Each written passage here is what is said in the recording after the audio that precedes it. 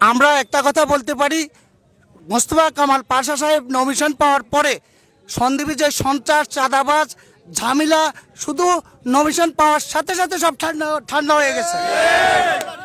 আর যদি ইনশাল্লাহ আল্লাহর রহমতে 12 তারিখ উনি এমপি হয়ে যাবে, 12 তারিখে ভোটে এমপি হয়ে যাবে, বিপুল ভোটে যেন আমরা কালাপানিয়া থেকে বিপুল ভোট দিতে পারি। আজকে আমরা কালাপানিয়া মাদ্রাসার কোনায় গেছি, ওখানে স্বতঃস্ফূর্তভাবে যুবদল, ছাত্রদল, বিএনপির অঙ্গ সংগঠনের সবাই যেভাবে আন্তরিকতার সহিত আমাদেরকে সহযোগিতা করেছেন তাদের প্রতি আমরা কৃতজ্ঞতা প্রকাশ করছি। সাথে সাথে ডিগ্রি কোনায় এসে যেভাবে যুবদল, ছাত্রদল, বিএনপির যে আন্তরিকতার মাধ্যমে যে স্বতঃস্ফূর্তভাবে আজকের এই লিফলেট বিতরণের সময় সবাই যেভাবে সহযোগিতা করছেন সবার প্রতি কৃতজ্ঞতা প্রকাশ করছি। আমরা একটা কথা বলতে পারি, মোস্তফা কামাল পাশা সাহেব নমিশন পাওয়ার পরে সন্দ্বীপে যে সন্ত্রাস, চাঁদাবাজ, ঝামেলা শুধু নমিশন পাওয়ার সাথে সাথে সব ঠান্ডা হয়ে গেছে।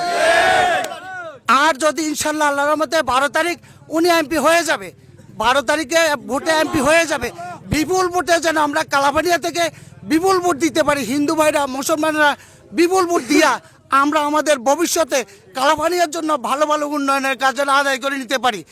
এই কাজ আদায় করার স্বার্থে আমরা অনেক বেশি ভোট দিয়া মোস্তফা কামাল পাশাকে জয়যুক্ত করার অভিমত ব্যক্ত করে সবাইকে ধন্যবাদ জানিয়ে আমি আমার সংক্ষিপ্ত বক্তব্য এখানে শেষ করলাম।